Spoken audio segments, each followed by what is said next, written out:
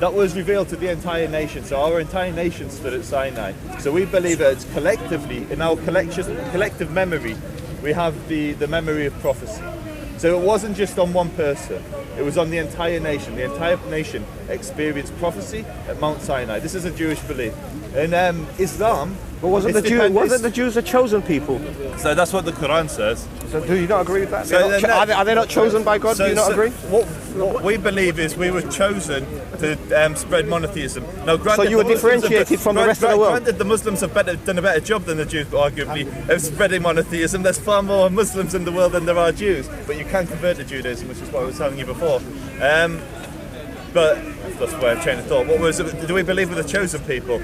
So the Torah says we were chosen to spread monotheism. That's it. That's all. It doesn't mean we're chosen above other nations. We're not superior. We believe B'Tselem Elokim. Everybody is made in the same image in Judaism, whether you're Jewish or non-Jewish. The afterworld in Judaism, as what I was saying before, is called Olam Haba, or Jannah. It's an equivalent of Jannah. And anyone who does righteous deeds in this world has the potential to go there. It's not like Christianity, where you need to believe in Jesus to go to heaven, or in Islam, where you need to accept the instruction of Muhammad and take the Shahada to go to Jannah. In Judaism, if you do good deeds, you have the opportunity to go to Jannah. So if you do good deeds and you reject Moses, then? Yeah, absolutely. You can go to Jannah? Yeah, in Judaism. If you reject Moses as a prophet? In Judaism, it's not, that's what I'm saying, it's not like Islam. I've really got a big crowd in. I really actually wanted to share everything about Israel and Palestine. That's a boring topic, come on. That's been done to that. And this hasn't. No, seriously, if you don't believe in Moses as a Jew, are you saying that your salvation is still guaranteed? In Judaism, the prophecy of of Moses was for the Jewish nation. Yeah. Jews believed that other prophets were sent to other nations, but for the Jews, we had the prophecy of Moses, and that was the commandments which we were then obliged to follow. Now, if someone else doesn't follow that prophecy, it makes no difference. No, not someone else. I'm talking about the Jews, but in particular. Jews, so again, in Judaism we have a very similar concept to Islam, where only Allah knows. With regards to the Prophet, for example, in Islam, if you reject the prophethood of Muhammad sallallahu alaihi wasallam, then your salvation is at stake, basically. If someone is born Jewish, they have what we call a chiyuv, an obligation to follow the mitzvot which Moses communicated, and then further further decrees were enacted by the rabbis, which were also instructed to follow.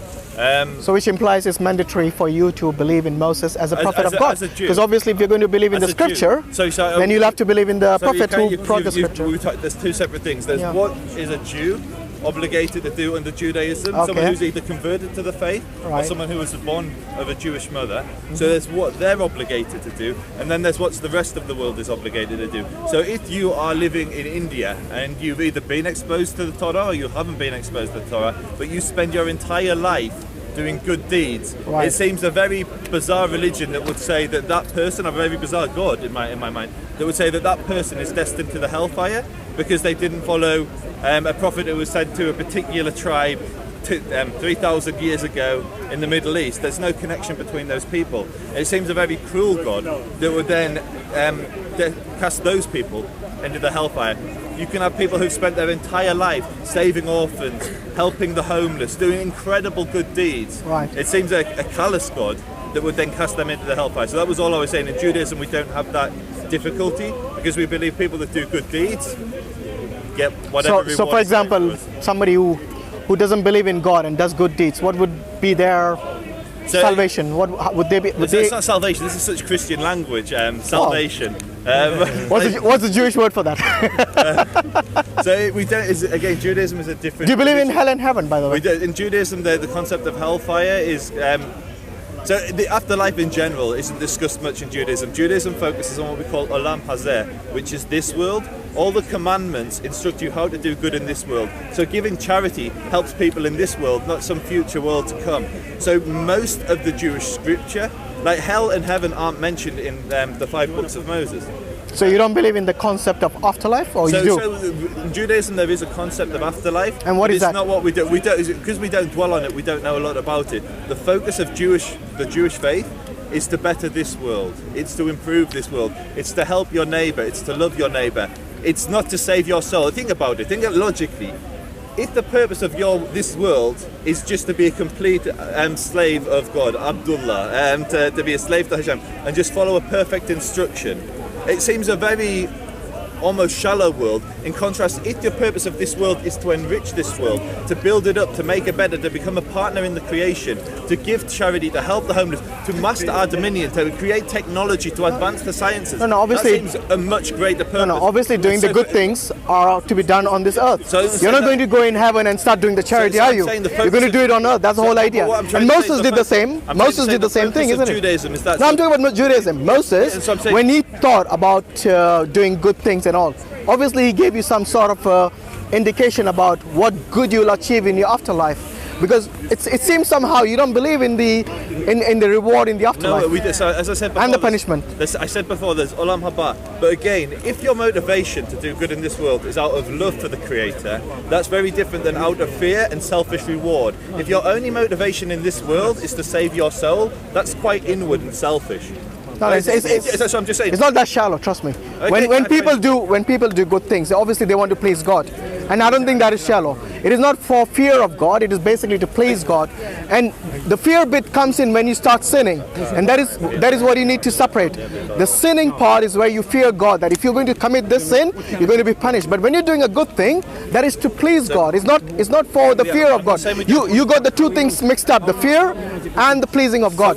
So I really, Joseph, I just want to ask you a question with regards to if you do good things. I need to go and give this guy a present, which is right, fair enough. Yeah. If you do good things, what is the concept of afterlife in Judaism? That's all I want to know, based on your scripture. So it's everything we have on the world to come is largely from the Talmud. The Old Testament and the prophets don't touch. Oh, you mean the oral tradition, the Talmud? So the Talmud is more than the oral tradition. It is the oral tradition. Plus it's also the legal system. It's also lots of opinions of different rabbis giving advice. So there's a whole lot contained within the Talmud. What about the Torah? The Torah, we believe, is the book that was Moses' prophecy. Does the Torah have a concept of afterlife? It does not dwell on the afterlife, no. Not about dwelling. Does it have anything at all in terms of the afterlife? To my knowledge, there is no direct mention of Olam Haba or Olam Hazeh in the 5 books of Moses. Yeah. There are allusions to it from the prophets. There is...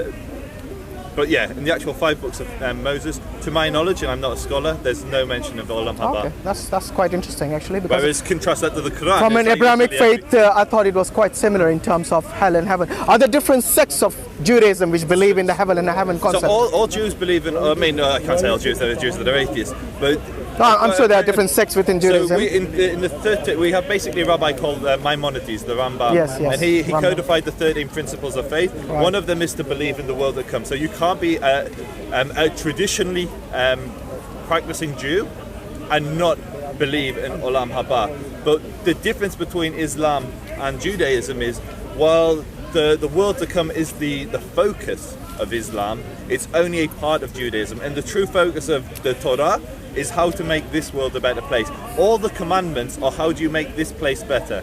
No, that's obviously and what the monotheism case, is wrapped into that, because it's what you were touching on before. Yeah. If you recognise there's a creator, if you recognise that this world didn't come into existence out of nothing, and you're not an atheist, but you actually believe in a creator, then understanding the morality and the purpose behind existence will help you to be a better person. It shows the debt of gratitude. It shows the framework of existence. I mean, when I read Genesis, I mean, I see a concept of heaven over there. I'm surprised that you said that there wasn't one. So it depends what... So for example, when Adam, he ate of the apple, or whatever fruit it was, of that tree, where was this tree? Was it on earth? So Gan Eden is understood by almost the overwhelming majority of Jews. Right. Now, as I said, Judaism... I talk about Eden. Gan Eden is Eden, yes? the Garden of Eden, yeah. So the Garden of Eden, according to you, is in heaven or is on earth? All Jews is here. There are some small groups of Jews that would hold different... And where do you think is God? Is God on earth or is somewhere else? So in Judaism, God is separate from his creation. Of course he is, but where is he? Well, if he's separate from the creation, he's... Where is he? He's separate from the creation. I know that, but where is he? I don't know, you tell me where God is. No, I'm asking based on your religion. So all we say is, in Judaism we're very, very diligent not to, or we're very careful not to place attributes not to apply human or finite. I'm not asking you to commit any blasphemy. I'm just asking, based on your scripture, where is God? So I'm saying a place is something finite, it's something tangible. I also say I'm from the northeast of England and I named the village. That's a place that other people can visit. Okay. When you ask me which place is God in, it's an illogical question. If you believe the Creator is infinite. So is he without place, basically? Is he beyond time and space? So is that what again, you're saying? these are questions I don't have the answer to. I'm sorry. That's a better answer, actually. Because it seemed like you were somehow not clear about it. What I'm saying is Jews are very... Because you know there's a lot of mention between... Let me finish what I'm saying. Yeah, sorry. Jews are very, very careful as to what they say about God. Well, so are we. We can't even say... We don't want to blaspheme against God, and neither do you. And I don't want you to blaspheme against. It's just, if you don't know, say I don't know. Because I say I don't know many times if I don't know certain things. But when we read the Old Testament, I mean, I see a lot of reference to heaven and hell. I recommend reading it in Hebrew. Read it in Hebrew. I don't know Hebrew, so I'll have to learn that first. What you can do, is where you see the word heaven or hell in the 5 books of Moses. Okay. Look at what the word is in Hebrew, and you can get that translation really easily online. And then just use... How do you say heaven and hell in Hebrew? Olam haba, the world to come, and Olam hazeh, this world. Okay. So if you then look for those words, they don't appear anywhere in the Old Testament. So in terms of when you say the afterlife, what do you understand by this? Say for example, a person who lives for 60, 70, 80 years, and he dies, he goes to his grave. What happens then, as far as your religion or your faith is concerned? As I told you before, in Judaism we believe in the concept of an afterlife. We believe. Yeah, what is that? Explain that to me. But I'm saying it dwells very little on that. So are you saying you don't know? So I can quote lines from the Mishnah. Yeah, fair enough. But translate it for me because I don't Hebrew. No. Go on. It's, for instance, it's described as actually because it will misrepresent what we... If I were to quote, there's quotes that equate a particular holiday we have every week to being a small part of what heaven, the Olam Haba would be. It's saying it's... I mean, give me a brief summary. I don't want the whole what I was going to say detail is, about in Judaism, is what I said before, we don't focus on... I'm not asking you to focus on anything, just want to know what it is. I don't, again, to do with what I know and what I don't know. Yeah. No, it's not. So you don't know, that's fine. I mean, if you don't know, that's fine. I'm telling you what Judaism says. Judaism does not dwell on that. So most Jews have very little information about what Olam Haba is. So we believe in the eternity of the soul, which is something which is in Islam. You believe in the eternity of the soul, the neshama. Okay, so obviously you don't believe in reincarnation. No. Okay. Oh no, wait, let me preface.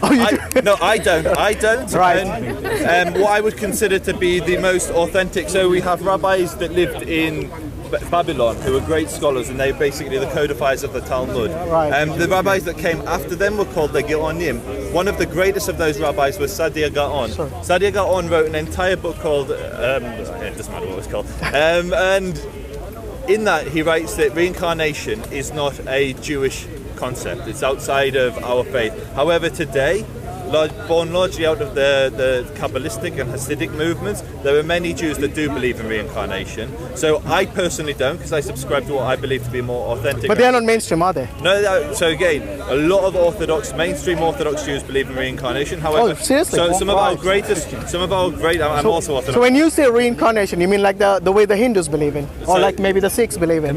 Yeah. So for example, your soul comes into another body. So some will believe whether of an animal or a human being or whatever. Some will believe it comes into a body. Some will believe it comes into an animal. I personally don't believe in reincarnation. I believe that's the most authentic Jewish position. The oldest sources we have discussing reincarnation say it's outside of our faith. However, a religion that's been around for thousands of years, it's going to have great variety. I think one of the big distinctions between Islam and Judaism is how we handle those differences. In Judaism, if a Jew believes in reincarnation and another Jew doesn't, we still recognize each other as being part of the same faith. We don't scream takfiri and religious wars because some person particularly follows this descendant of Muhammad, another person follows this Sahab. So we have a very different approach to the differences within our faith. Jews, for instance, aren't slaughtering each other around the world because of religious differences. So while reincarnation, I consider reincarnation... they were busy slaughtering the Canaanites, but that's a different story. You see what I mean? So in terms of you're trying to put a negative somehow to Islam, and Jews are like some sort of saints, but they're not. But anyway, let's not go into that. I'm talking about the afterlife. I don't know how we got into that. It seems like you don't know what happens after life to you. That's what it implies to me. What Judaism teaches is to focus on this world. That's fine. Look, in Islam, look. I'll tell you what. In Islam also, we focus on this earth, and then the result is in the afterlife. We don't just focus. Oh, we are doing this good thing because we're going to be punished by Allah or something. Let me finish. Yeah, the focus of most Muslims today is the concept of reward and punishment and the afterlife, the world to come. That's why when jihadists blow themselves up, there you go again. There we go. Why do you do this, Joseph? Why do you do this? I'm asking you about the afterlife. He's asking about your religion and the afterlife. It's important. No, you're right. I really touched the raw nerve there, didn't I? That's like a ripple that makes you go. No, look. In the term, the thing about just a minute. I came here for a brief conversation. There's now 30 people around me. You asked me a question. I responded my way. But you're talking only to one person. Doing me and say that you don't like the way I respond. Joseph, if you don't like the way I respond, don't ask me the question. Joseph, you're talking only to one person. So I mean, I'm not talking to one person there. Well, I don't see anyone else talking to you, but that's important.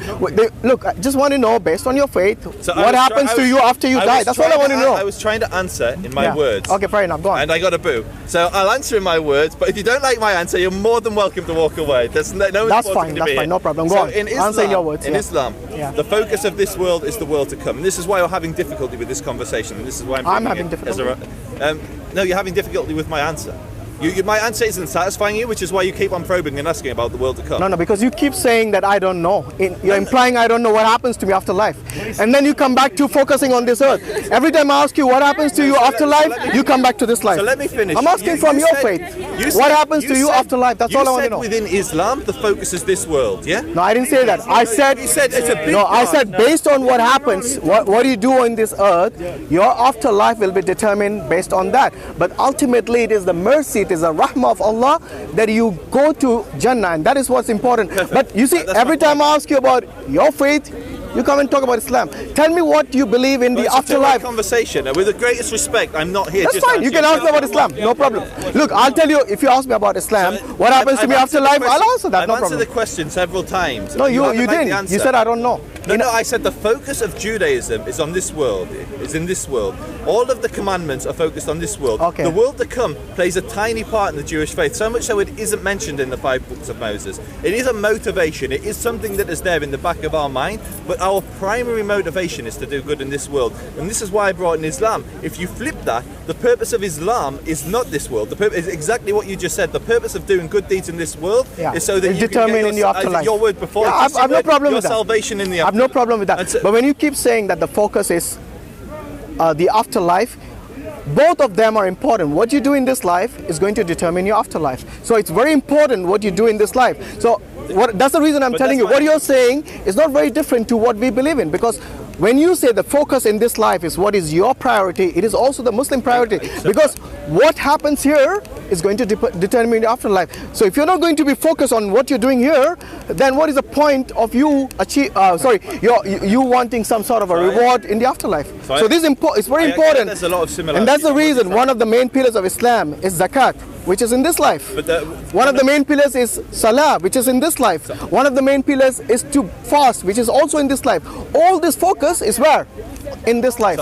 So for you to say that it is not this life is a misrepresentation of Islam, unfortunately. Okay, fine. I apologize if I've misrepresented. No, so that's what I'm fine, trying to do is, you will never get a Jew, or you very, very rarely. I mean, it's such an alien concept of Judaism that, to my knowledge, it's never happened, that would commit a suicide attack, which many Muslims do around the world. Why bringing that up? Because seriously, why bringing that up? Do you really think why is it so uncomfortable? I'm sorry.